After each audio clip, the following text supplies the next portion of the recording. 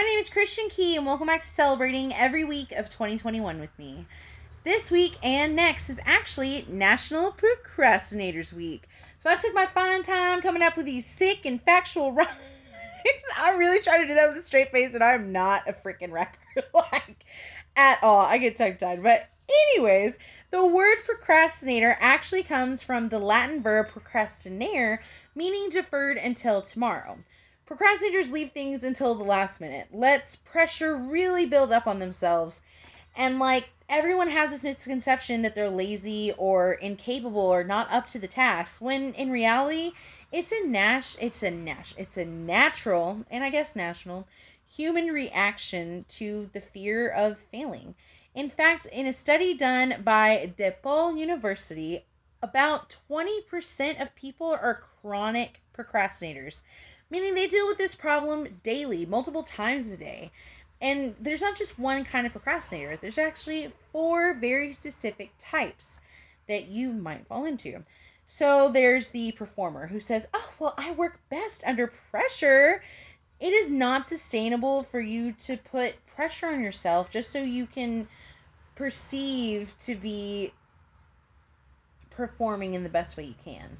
Because in reality, if you gave yourself that time and space to work and do your best work, it would come out even better than what you've been producing. So the best tip psychologically for these kind of procrastinators are to make a plan. Set up an idea of kind of what things you want to get done on what day, and it'll help you feel more in control and not have so much pressure on you at the same time. There's also the self-deprecator. It's like, "Ugh, I'm just feeling way too lazy. I just want to go home and watch Netflix and not do anything, so I'm just not going to get this done." And they're not only struggling with the expectations of people around them, they're struggling with the super high stakes that they're giving themselves. So the best thing for this kind of procrastinator to do is to not be so hard on themselves. Give themselves a break and to understand when they're actually tired and needing to reboot, or if they're trying to avoid the task at hand. The overbooker who says, "Oh my gosh, I'm just such a busy bee. I've been running around like a chicken with my head cut off all day."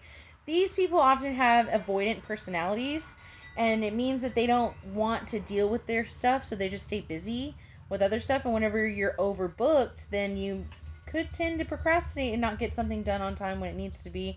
And the best thing for these people to do is to take daily introspection. Go inside themselves and to figure out, okay, this is working in my routine, this isn't. This makes me happy, this makes me sad. And it kind of helps you weed out what behaviors you are keeping up with and keeping a busy life with for fulfillment, or for the fear of rejection or failure, or just fear of missing out. And lastly, the one that I identify most with, honestly, is the novelty seeker. Oh my gosh, I just had the best freaking idea. I have to start on this project right now. These people are often imaginative and inspired, but they have a hard time following through. I have followed through on some of my biggest projects, like this project that I had last year, but on other things, like I have an entire shelf in my art storage that's just half finished projects. And the best advice that I found by psychologists was saying that I need to make a to-do list of everything that I want to take care of and rank them from most important to least important. And don't start on another project until I've already finished a project. So, yeah, I'm going to give that a shot. I don't think it's going to work for me, but it might help me be more productive and get things done in a more efficient manner. So I will check in next week and let you know how it goes. But are you one of those 20% that are chronic procrastinators, or just, a regular here and there procrastinator like me? Do you think that any of these tips could help you with your procrastinating problems? And lastly, what do you have to celebrate this week? Thank you so much for taking the time to join me, and I hope that you have a taking it easy, but also being productive kind of procrastinators weeks. Thank you.